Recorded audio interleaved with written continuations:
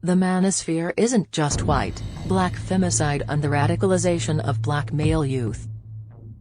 By Alexandria Onuoha, published on January 31, 2022 at the Global Network on Extremism and Technology.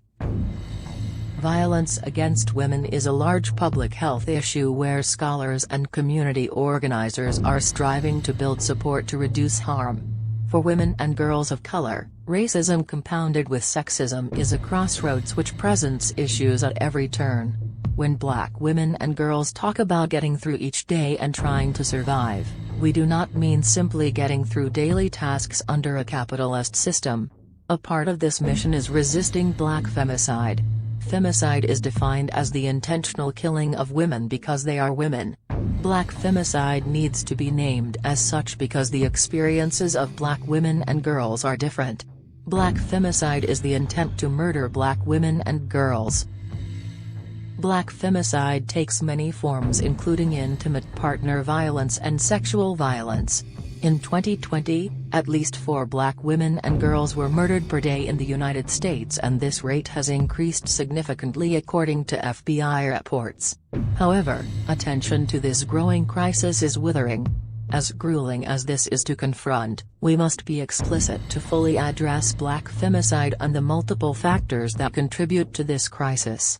Far too often, the rationale for violence against black women and girls is predicated on fallacies surrounding our value to society, and this discourse manifests online.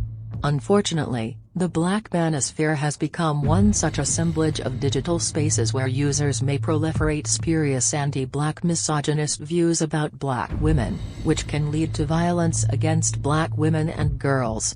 The Black Manosphere is one of many spaces that impeded the agency and structural well-being of black women, which intersects with other misogynistic and racist spaces. As contradictory as it seems, there are men of color who uphold far-right ideologies.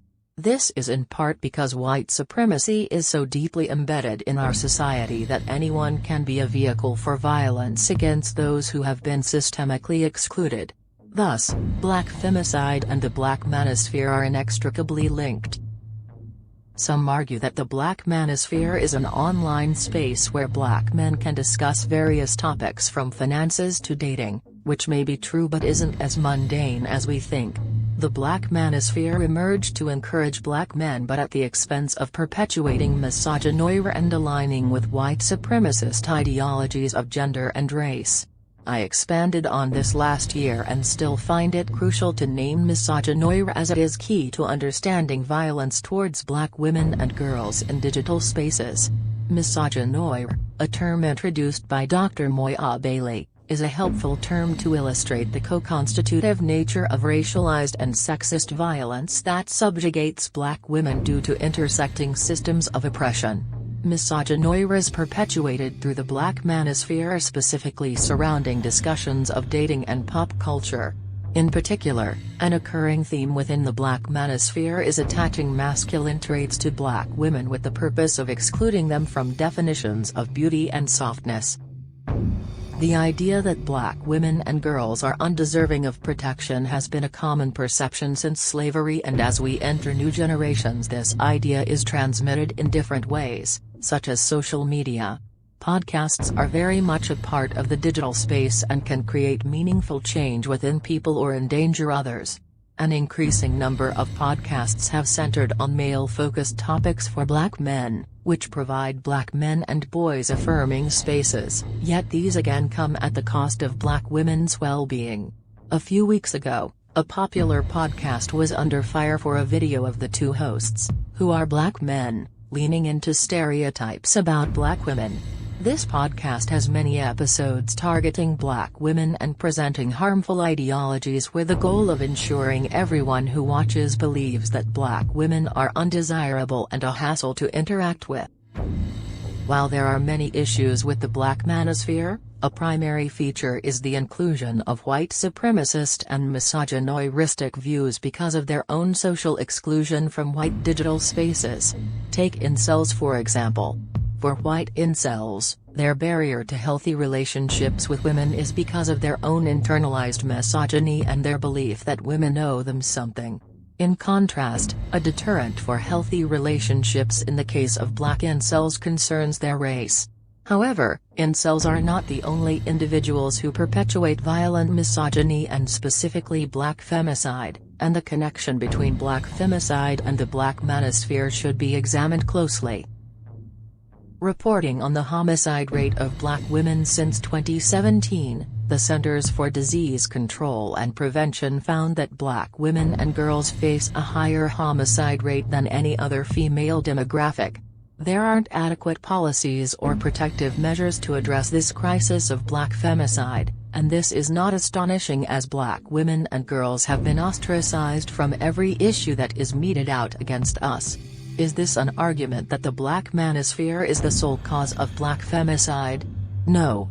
However, it is an opportunity to explore the harmful rhetoric that is expressed on these various digital platforms.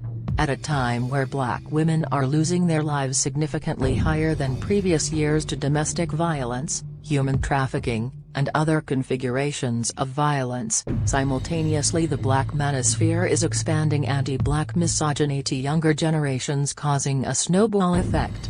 Black women and girls are viewed as aggressive, masculine, and unruly, which removes the responsibility of supporting us away from everyone else who is not us. The manosphere has been associated with cases of violent misogyny such as mass violence. The nonsensical perspectives on black women are widely accepted as factual information which causes health issues and public safety consequences. There are countless stories of black women being murdered by men who they knew closely and by complete strangers. Their lives are lost, and we have no answers to many of the cases, but many of us do understand the power of a belief. A belief that black women and girls are inferior is what leads to death. Thus, the black manosphere contributes to this. Moreover, these online spaces that encircle the black manosphere have contributed to the online radicalization of other black men, and this may be true for black boys, and further research is required. Furthermore, scholarly work must move beyond tracking and reporting trends. It's crucial without a doubt, but we also need scholars to do the meticulous work of building strategy to support all youth who are being radicalized. If the goal is dismantling these systems of racial and gender-based oppression, how do we use our research questions to enact social change for those who are impacted the most by violent extremism? Rosalind Page, a black mother of 4 and member of the nonprofit organization Black Femicide US, has created social media pages and tracked the murders of black women and girls. She is now planning to have a march in DC to bring fierce awareness to this issue. As a community organizer and emerging developmental psychologist with a focus on adolescent and youth development, my inclination is to cultivate evidence-based strategies to build solidarity among black youth.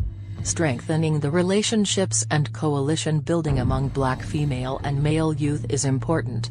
Research within critical far-right studies should include black feminist and critical race theory lenses, because far-right activity as a whole includes racism, misogyny. Fascist movements oppose the ways women and girls of color organize to establish supportive digital platforms. Thus, an intersectional lens is necessary.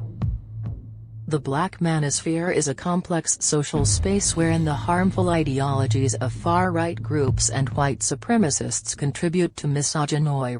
The rhetoric of these spaces contributes to the growing crisis of black femicide, and this requires immediate attention if we are to dismantle these systems of oppression and prevent the radicalization of black boys and men, and to allow the thriving of black women and girls.